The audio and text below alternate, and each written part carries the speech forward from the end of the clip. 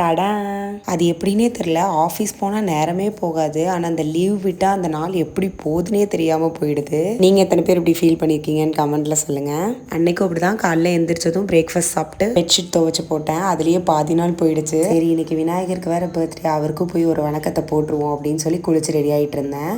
Birthday அப்போ அவரை பார்க்க போலனா கோச்சுப்பாருல்ல, அதுதான். நம்ம வீட்டில் முதல்ல சாமி கும்பிட்டு அப்புறம் தான் கோயிலுக்கு போகணுன்னு சொல்லுவாங்க. ஸோ வீட்லேயும் விளக்கு போட்டு சாமி கும்பிட்டாச்சு. கோவிலுக்கு கிளம்பலாம் அப்படின்னு சொல்லி டீ போட்டு குடிச்சிட்டு கிளம்பிட்டேன். பக்கத்து ஸ்ட்ரீட்லேயே விநாயகர் இருந்தார். ஸோ அவருக்கு போய் ஒரு அட்டனன்ஸை போட்டுட்டு அங்கே சுண்டல் வேற கொடுத்தாங்க. ஸோ அதையும் வாங்கி சாப்பிட்டு இவ்வளோ தூரம் ரெடி ஆனோம், எங்கேயாவது போகலன்னா எப்படி அப்படின்னு டிமார்ட் போகலான்னு கிளம்பிட்டேன்.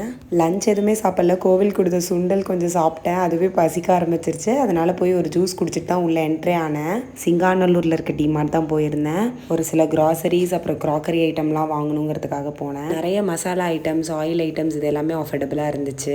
ஓகே தான், ஒரு 2 months ஒன்ஸ் இப்படி போய் ஒரு பர்ச்சேஸை போட்டால் நல்லா தான் இருக்கும்னு நினைக்கிறேன். நான் முக்கியமாக போனதே இந்த ட்ரெஸ்ஸை பார்க்குறதுக்கும் க்ராக்கரி ஐட்டம்ஸ் வாங்குறதுக்கும் தான். ஆனால் உள்ளே போனால் நம்ம சும்மா வருவோமா? ஸோ மற்ற திங்ஸும் வாங்கிட்டு க்ராக்கரி ஐட்டம்ஸும் வாங்கிட்டு அங்கேருந்து கிளம்பிட்டேன். பட் என்ன, அங்கே போனால் டைம் போகிறதும் தெரில, பில் அதிகமாக வருதும் தெரில. கொஞ்சம் எக்ஸ்பெக்ட் பண்ணதோட அதிகமாக போயிடுச்சு.